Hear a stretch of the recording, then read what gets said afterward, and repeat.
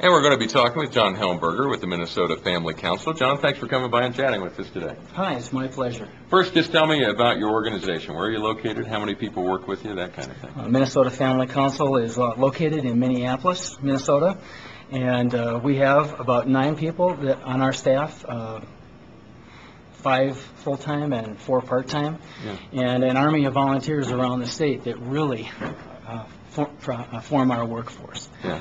Hey, tell me about the top issues that you deal with year after year. What are the things that you hit time after time?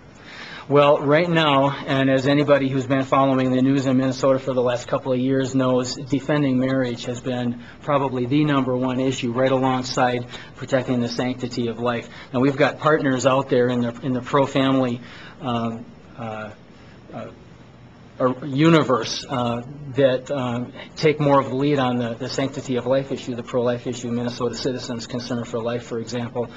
And we've been focusing especially on the defense of marriage, working the last 3 years to pass a state constitutional amendment to protect the definition of marriage as a union of one man and one woman.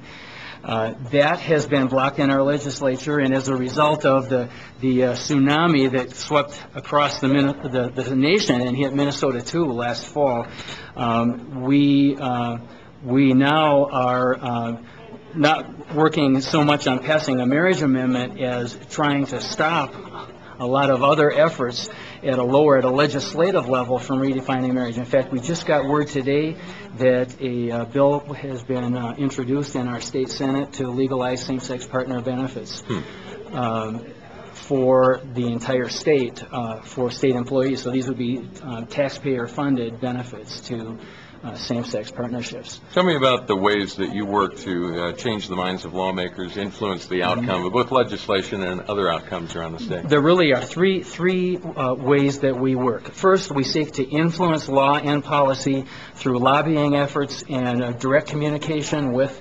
legislators and other public leaders, and also indirectly influencing them through our army of supporters around the state, like-minded pro-family citizens like us, who share our concerns for the family and are aware of the attacks against the family and want to work with us to protect the family.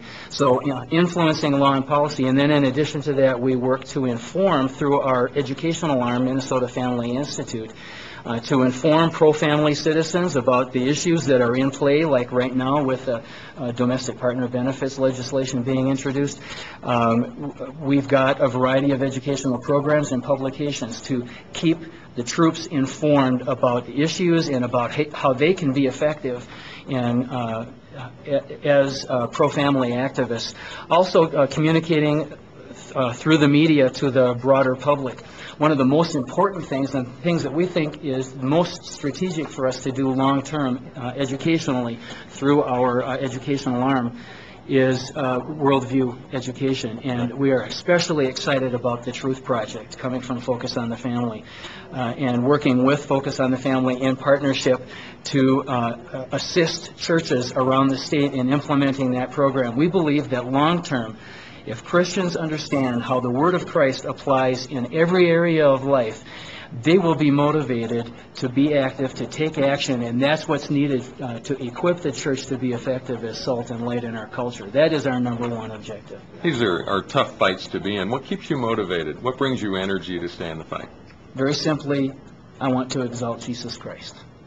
That's what motivates me and all of us, to lift up the Lord Jesus Christ by equipping people with an understanding of how His Word applies to them and encouraging them to take His Word into every area of their life and make a difference with it, to be faithful as salt and light. Very good. John, thanks for chatting with us. You touched the hot button.